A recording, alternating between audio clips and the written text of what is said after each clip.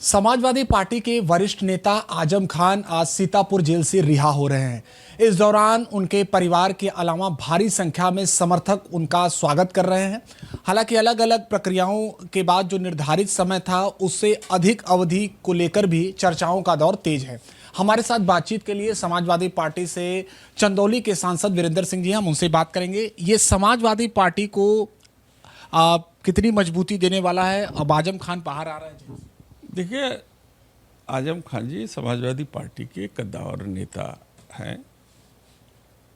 सरकार तरह तरह के आरोप लगा करके उनको अभी तक जेल के अंदर रखा था, लेकिन माननीय न्यायालय के आदेश पर वो रिहा होने जा रहे हैं।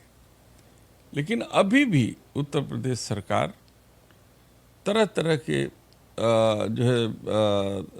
उपाय लगा करके उनको जेल के अंदर रोकने का प्रयास कर रही है, जो निंदा का विषय है। और उनके बाहर निकलने से कार्यकर्ताओं में एक उत्साह और नया जोश होगा और मार्गदर्शन भी प्राप्त होगा समाजवादी पार्टी को।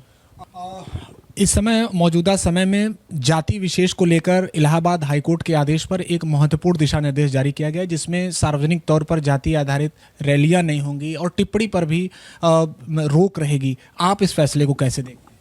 हजारों वर्षों से जिनका हक छीना गया है, जिनको दबाया गया है, जिनके साथ जातियां हुई हैं, जिनके साथ दोहरा रवैया अपनाया गया है, जिनके अधिकारों को छीना गया है, उसका हिसाब कौन करेगा? जब उनको उनके हक की हिस्सेदारी देने की बात चली है, जिसको हमारे राष्ट्रीय अध्यक्ष श्री अखिलेश यादव जी ने उठाया है, जिस बात को कि जाति जनगणना होगी तो सबकी हिस्सेदारी कितनी होनी चाहिए शासन सत्ता में और इस देश के संसाधन में, ये तय हो जाएगा। अब इस पीड़ा को किस तरीके से घुमा करके न्यायालय की आड़ लेकर के यह सरकार उनको उनके अधिकारों से वंचित करना चाहती है, ये जनता देख रही है। हम इसको होने नहीं देंगे। शारदीय नवरात्र पर एक बार फिर से मीट मांस की दुकानों को प्रतिबंधित करने का विषय उत्तर प्रदेश में सुर्खियों में है। क्या लगता है, क्या सचमुच में पवित्रता को ध्यान में रखते हुए यह फैसला लिया जाता है या इसके पीछे भी कुछ राजनीतिक मंशा है? देखिए, जब से योगी जी की सरकार सत्ता में आई है, तभी से देश और इस देश के मंदिर, इस देश के देवस्थान, इस देश के जो धर्मस्थल पवित्र हुए, उसके पहले तो पवित्र थे ही नहीं। तो इस पर मैं क्या आपको बताऊं।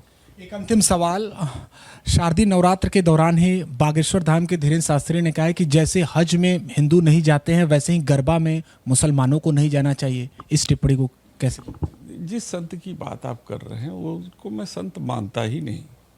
यह सब सत्ता पक्ष के प्रवक्ता है, जो सत्ता के इशारे पर अपने बयान देते हैं। तो तमाम विषयों पर बातचीत की है हमारे साथ चंदौली के सांसद वीरेंद्र सिंह जी ने।